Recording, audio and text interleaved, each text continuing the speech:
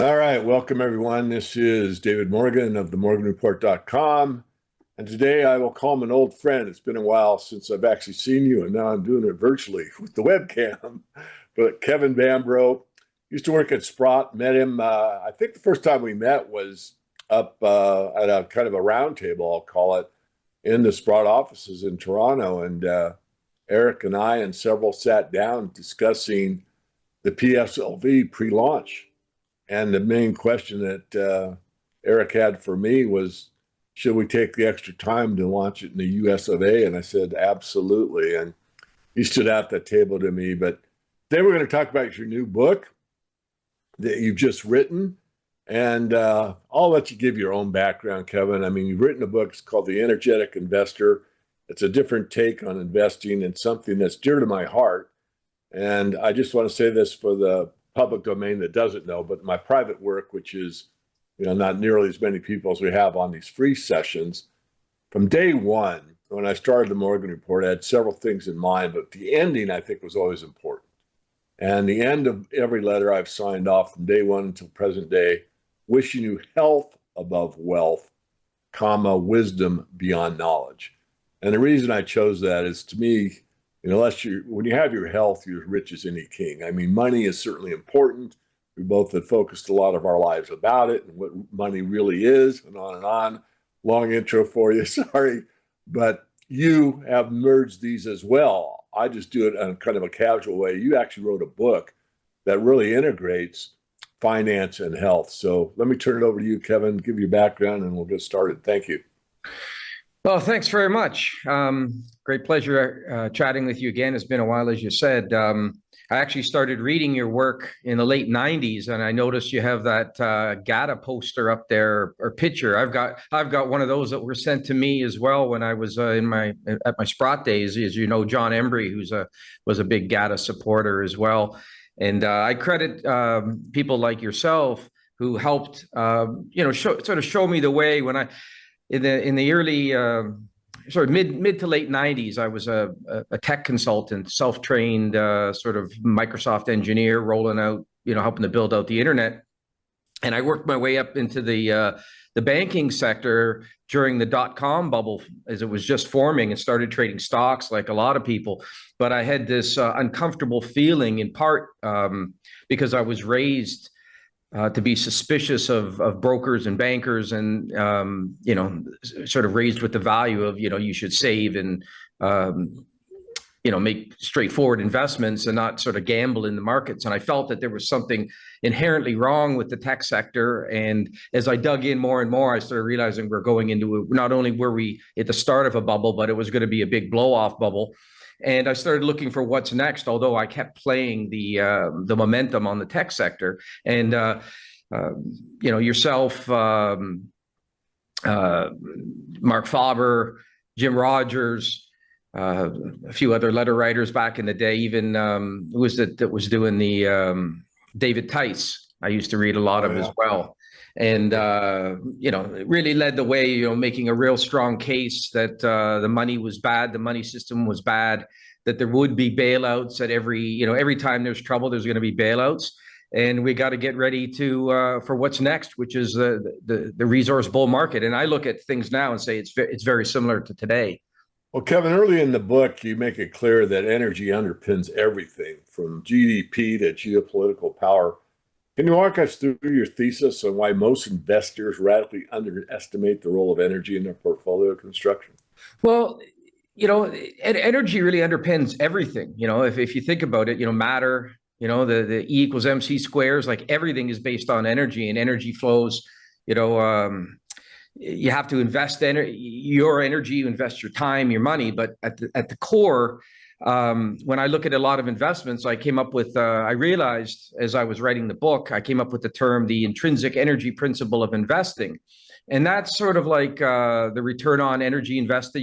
People talk about ROI, and then there's ROE or whatever. There's another one where they talk about return on energy when they look at alternative energy stocks. It's often used there. But in general, if you were to think about what companies are successful, you could sort of break it down on an energy basis, meaning that some technology companies, they come out with something that saves a lot of energy, and it might save it. That might be time as well. And so they get to capture margin because the value of what they're producing it creates a great savings for people in terms of time or efficiency in a process or whatever. And then when you look at things like the mining industry, you see, lower grade ores and high cost miners, they have to put a lot of energy to produce their materials. And then when they go to sell it, it's difficult to make a margin. And so the lower cost, lower energy consumption guys can have a substantial margin. And this creates barriers to entry in all different types of sectors. And you can sort of look at this whole idea of investing energy and then what you get back. And when you break it down, even something like the mining industry, you're looking at mining in a remote location, and it requires transportation, which is related to energy. And then every single component that goes into mining, whether it's, steel, well, if you need steel for the shafts and steel for, roof bolts and steel for your mining equipment, that's all energy. You could go back to energy. And human labor, you have to feed them. Food, to produce food, is related to energy. And, depending on where you are, you have to house them. And in a lot of mining applications, if you're underground, huge expense is sending actually fresh air down so miners can breathe. And so you look at the overall cost, and you could actually break it all down and say, look, this is all an energy investment. And so you're trying to look for companies that are going to have an energy margin advantage over their competitors, and they're going to have sustainable margin. And when you're looking at the one good thing about this type of looking at the world and looking at investments is that you don't have to worry as much about nominal prices anymore, which is a big concern, is getting caught in the trap of looking for nominal performance. Because when you're looking at real returns, and if there is inflation, the cost of all energy goes up. And so that energy margin that a company is capturing becomes worth more and more and more over time. That's a good segue to my next question for you, Kevin. You draw a hard line between the fantasy of fiat-based investing and the reality of energy constraints. How do you see the collapse of trust in fiat money interacting with energy scarcity? And a follow-up would be, are we approaching that kind of energy-backed monetary reset? Well, I think we are for a couple of reasons. One, I think that the U.S. dollars as a reserve currency is nearing its end. I mean, it's going to lose the status, I think, this cycle, and be replaced maybe with, not so much one currency stepping in and replacing it, but I think countries are going to say, we don't want to stockpile anyone else's currency, because really at the core, I've always thought it's ridiculously stupid that anyone would stockpile another country's currency unless you're trying to gain leverage over them, which is what I think China's done over the last 20 plus years. They made a concerted effort to be the largest in the world at one point so they could have more influence on the USA and, sort of pretend like, oh, let's be friends, bring all your manufacturing equipment, bring all your technology over here so that we can then possess it all and gain a strong advantage. Fiat currency, there's two sort of factors that I see sort of playing out right now. One is there's this understanding by young people of what garbage fiat is, right? The idea that it's unfair in the central bank system and this creation of money, and that it isn't a good store of wealth. And so they've gone to crypto. And I think that what we're going to see in this cycle at some point, it's hard to say. I mean, you're already starting to see a bit of the death of the meme stocks, the meme cryptocurrencies, where they're just created out of thin air. But there's still this underlying belief in, the Bitcoin and other, crypto coins that have more scarcity. But the interesting thing is that the way I look at it is the industry that's producing coins, right? They have a real world burn rate. So they are investing energy to mine the coins. And so they're in the process.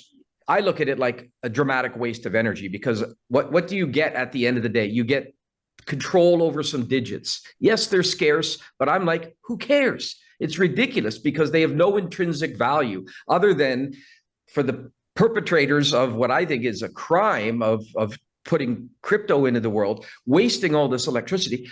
They then basically they allocate perfectly good energy to owning these coins, and then they go to the rest of the world and go, look what we've done. This is worth money. Now you guys, right? Let's try to convince everyone to buy and hold, right? With an incorrect spelling. Let's all just, you guys all buy and hold. Well, they're selling. The whales, the early adopters are always selling and monetizing. And they have to, because they're spending real world dollars on advertising. They're spending real world dollars on electricity, on storage, on warehouse, and like the whole system completely wastes energy. It doesn't do anything. It doesn't produce a usable product. And I think that what the solution is going to be is there'll be a panic out of fiat currency and even crypto to say, I want to have something real. And that's stockpiling. And you can see it now. Whether it's platinum, palladium, silver, gold, copper's breaking out. I mean, all these different metals are breaking out, and it's going to be, and there's this illusion that the S&P 500 is at a new all-time high, but it's not. Yeah. Not when you measure it against gold, or you, right. And we're going to see the same thing play out as, yes, it could make a new high, but not in real terms. And although I think that crypto could go on for quite a while because of the support it's getting from things like the Trump administration, who are clearly just, I mean, the Trump sons are like, let's get in on this. This is great. Like, I can get votes if I support crypto. Sure. Let's do this. Let's all make money. I mean, who doesn't love a good Ponzi scheme when you're in it? But where I see it playing out for precious metals is the whales that are early in the crypto and Bitcoin, as they keep convincing other people to buy with fiat currency, right? They keep attracting the fiat currency. They will monetize, and they'll be like, let's diversify a little bit here. Let's take the profits I've got in Bitcoin, and might as well buy some physical silver, because at the core they get, like, I see a massive. On Twitter, for example, I get a big following from silver guys and uranium people, right, in precious metals. And so there's a big overlap between people who love those sectors, and a lot of them are sort of up for the Bitcoin stuff and the crypto as well. And I see that just like you balance out your portfolio. I mean, when I started making a lot of money in gold and silver in the early 2000s, what did I do? I bought real estate because I thought, well, things could, there could be a bear market thing. Once I've made a lot of money, I'm like, might as well diversify. At least a house is a house. So, you start looking at what is cheap. And right now, gold to houses in the USA, it's actually gotten to a reasonable level again. I mean, it's done phenomenally. Anyone who invested in gold in the early 2000s instead of the housing bubble, you've done really well. Silver's cheap. And there's going to be this diversification anyway. Well, you've argued that the energy producers, especially in oil, gas, and uranium, are grossly undervalued. What sectors are mispriced right now, and what's the market got wrong? Well, I think if you look at the overall, the commodities in general, commodity index, real companies, real producers of goods are cheap. And then, although, AI is the future and robotics is the future, what does it run on? It needs power. It needs materials, whether it's rare earths for chips and, electricity of all sorts and copper and you name it, and electric vehicle, like all these things are great, but they've been overinvested in. And that's one of the things that I sort of get into with the book is it's about focus and about having, training yourself to really be not just a contrarian for contrarian's sake, but the point of being a true contrarian needs to be right. And so you have to look to these areas where there hasn't been enough investment, and it will become a bottleneck. It will generate margin and return on capital. And I see that the massive amount of dollars that have got poured into AI by all the whether it's Google or Microsoft or X or Apple, and then all these different apps. Everyone's offering AI in the background, and early adopters like myself, I pay for AI on multiple applications, but I'm not going to keep paying for it on all of them.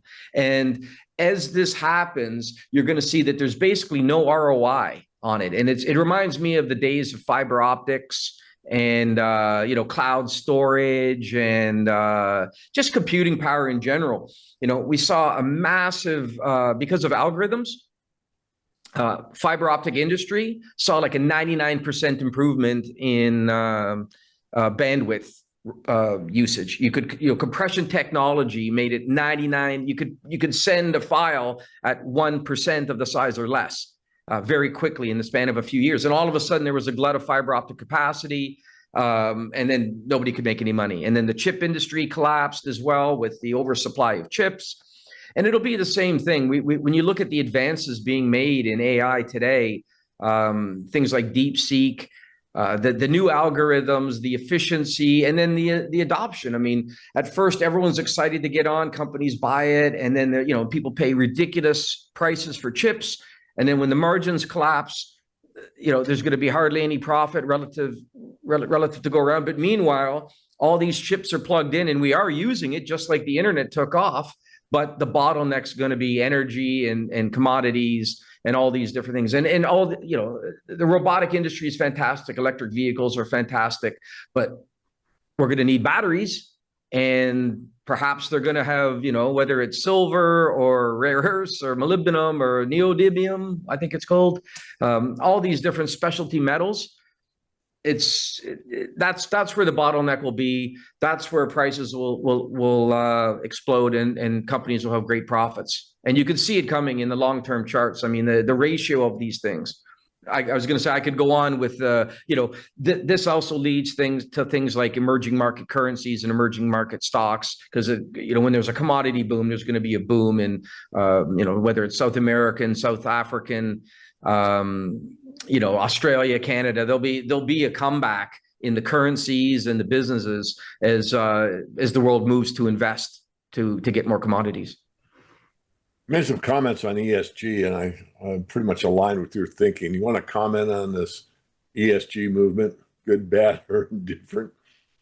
Well, I think it could be overdone in some aspects. Like I see, a lot of people are really celebrating, deregulation and cutting a lot of regulations, and I'm like, well, you got to be careful, because look at pollution. I mean, nobody wants to see their local rivers polluted, or their air polluted, or the oceans polluted. So there's a lot of good things that come with regulation, but then you can go over and go too far. And when you start looking at, and I did a lot of work on this return on energy invested, the ROEI, a lot of things don't make sense. I mean, for me, I always thought that corn-based fuels, ethanol it's actually worse for the planet. And that's why I've always been a big proponent of nuclear power, because I think nuclear power can be done clean and deliver massive returns on energy invested, and really change the world. I mean, that's a big change that's going to come over the next 10 to 20 years, and unprecedented growth in that sector. All right, so I'm going to switch here, because your book has really melded, energy and precious metals, the economy, the macro picture. But along with that, there's an underlying theme that's right there the whole time, and that's really about health, your energy and your health. And I think you call it the C4 model, or cellular consciousness, cognitive control model. And then I want to dive into that part of your book. So let's start there. Understanding cellular energy and decision-making process using mitochondria. I might have talked over somebody's head. You can explain it better or look it up on Google. But let's get into that aspect of the book, because I found it fascinating that you were able to actually meld the two, because they go hand in hand. And I don't want to drone on too far, Kevin, but I don't know how many books. In fact, it was a PhD trader friend of mine. She's now deceased, but she did a lot of books on the psychology of trading and how much, your physical being, the way you think and all that contributes to the way you invest. And you did that. And I think you did a great job. So I'll just give it back to you, Kevin. Why don't you start in on, I guess, the C4, if that's a good place to start. Sure. Well, one of the reasons the main reason I wrote the book is because of the discoveries I made. And, I touch on the way it came about. Part of the discovery, it was like a eureka moment when I had a trauma, and I could actually feel a change had taken place in my body, an influential change. And so I really was digging in. I'd already started reading because I decided I wanted to go on a health kick. And that was in part decided because my father passed away at 50. And I'd been, spending some time going down to places like Arizona and New Mexico and Southern California, and hiking in those mountains. And it was just it's so stark when you see the difference between people who are doing it right in their retirement, and they're up and they're, whether it's biking or playing sports, and they're socializing and they're active and they're hiking, and they're sharp and smiling and laughing. And then the people that have sort of burnt out. And for a lot of unfortunately for some of my family, especially the males in my family, a lot of my friends, we associate, birds of a feather flock together. I mean, most of my friends growing up were children of alcoholics. And you see a different path, where a lot of sedentary life, a lot of watching TV, a lot of just sort of groaning and moaning and complaining, and then, having some drinks and laughing and socializing and playing cards and stuff. But as you age with that lifestyle, you start getting into, and we're seeing this plague of neurodegenerative diseases. And so I was like, well, I want to try to avoid that. And I want to try to set a better example for my kids. I started putting all this stuff together and reading a whole whack of books that were out there. And I ended up through the process going like as deep a dive as you can go into the latest science. And I tried to make it, I'm glad that you liked it, because I tried to make it sort of make it applicable and simple to understand. Very complicated stuff, from mitochondria to their cell walls, the cell walls of all our cells, 37 trillion cells. We have a cell wall that's we call a plasma membrane, and it lets information and electricity and whatever in and out, signaling, just like chips. It's got little gates in it. And then we've got this cytoskeleton and this whole, and then the mitochondria are like, they're known as being little powerhouses, but they do so much more. And it's the immune system, it's communication. We're just learning that our cells actually communicate 8 different ways. And I said in the book, I think I said 6, and now it's up to probably 8. And one of them is biophotons. We literally, our brain cells, our neurons light up and send messages like through fiber optic cables, like with our vagus nerve system. And so when you really put all this stuff together, you realize, wait a second, we are a biological supercomputer. And at the core, the root of all of this is epigenetic wiring that sort of allows you to, it causes basic triggers. When something really good or bad happens, we wire it into our body, into our cells, so that, it's like, oh, I hear something that's important. It grabs our attention. Just like, what's really interesting, I think, is that for years, for decades, and for thousands of years, people have theorized, about the spirit and the mind and the body, and trying to find, and then in modern times, we tried to find the source. What makes you shift your attention from one thing to the other? Is it the amygdala? Is it the brain stem? Is there something in the prefrontal cortex? And what I've theorized in the C4 model is that it's not one thing. What it is our cells communicating in through 6 different methods, 8 now, but a lot of it is related to amplitude and frequency of the message. And it's literally like, you could say, and the amazing thing is it's a fractal, right? Fractals mean that, like, what happens in our body, it's like, you could imagine what's trending in your mind, your high level subconscious, is like what's trending on Twitter, like the most popular thing right now. And that's what we focus on. And everyone logs on to Twitter and maybe says, or X, and says, well, what's trending right now? Well, let's look at what everyone else is looking at.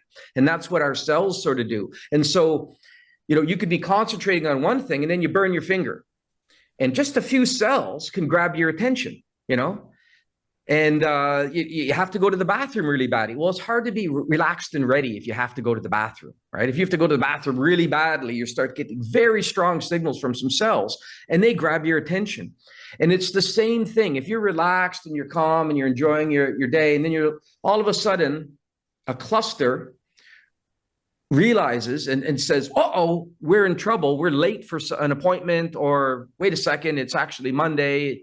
I got to get going and get ready for work. It lights up, and it sends a powerful message and it grabs the attention. And then you sort of, your mind goes from wandering to focused on one thing.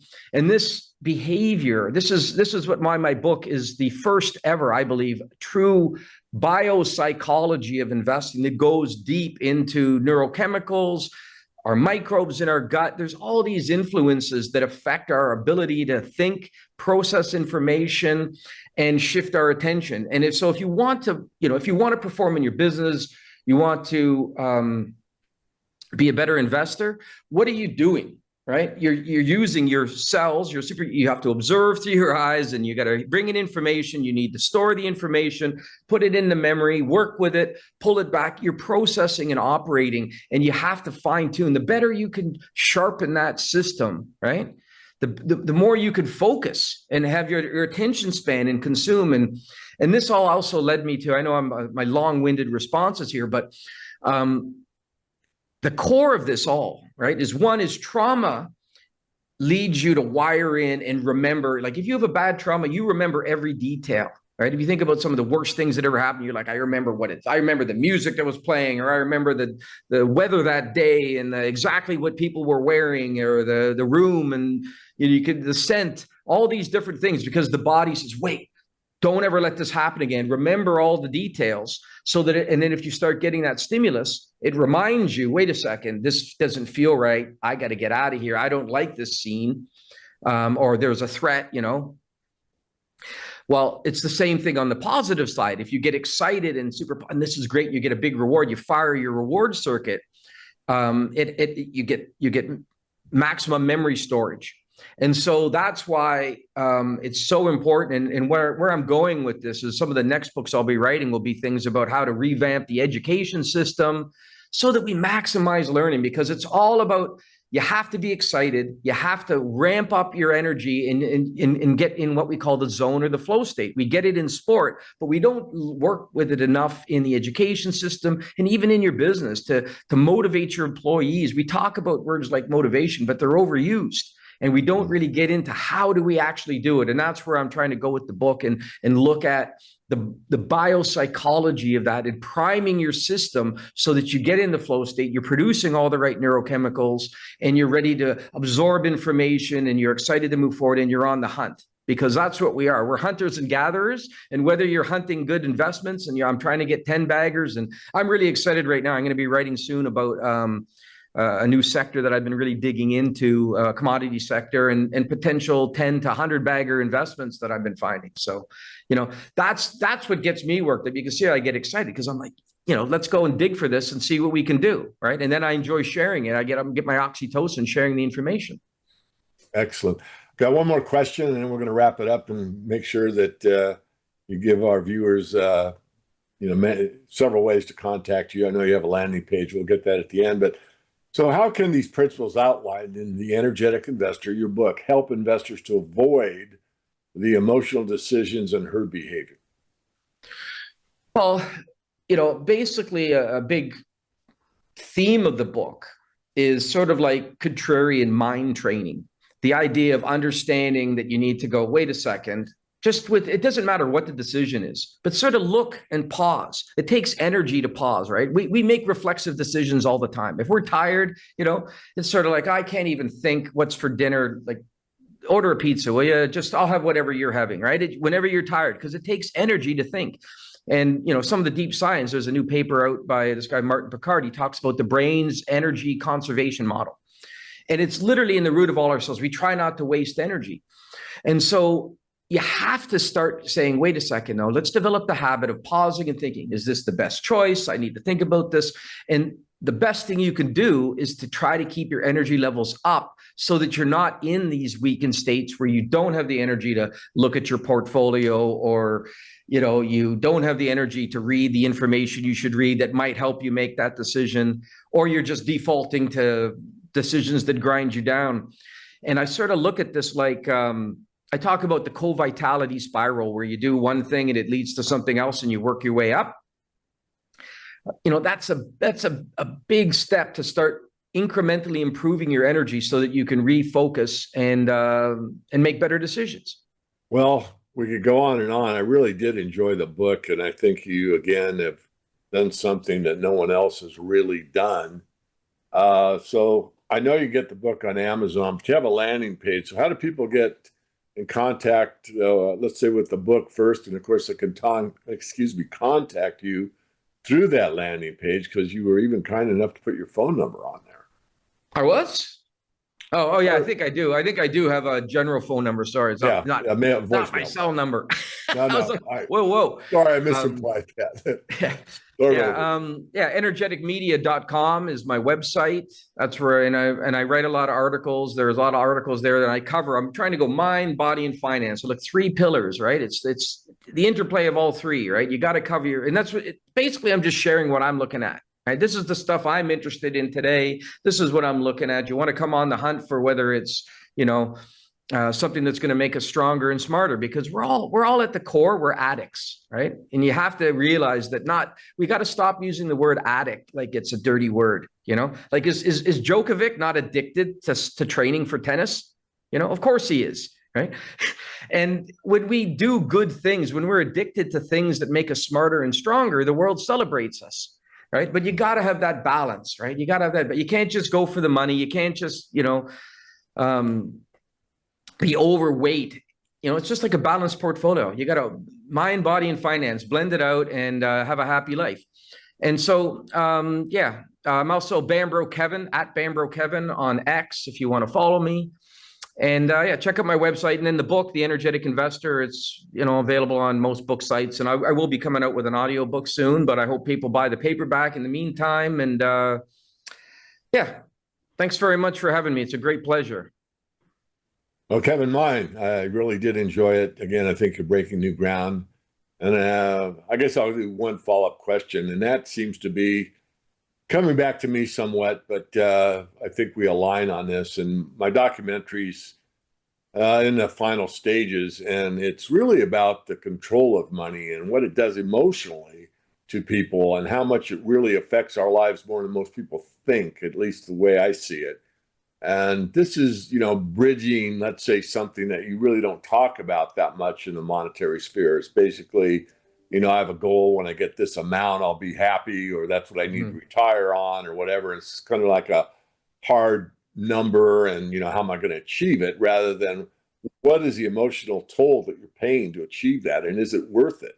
There's a book called Your Money or Your Life, which I'll just promote right now, and you can look it up. But coming back to you, I think that this is kind of a breakthrough situation where a lot of us that are in finance and spend our lives there are kind of seeing, let's say, a bigger picture, that we are a human being and what it means to be rather than have or get, and the balance that's required to, let's say, motivate ourselves and others to perform at our highest capability. Did I say that makes sense? Because definitely That's what my documentary is going to be about, and what you wrote in your book kind of ties into that.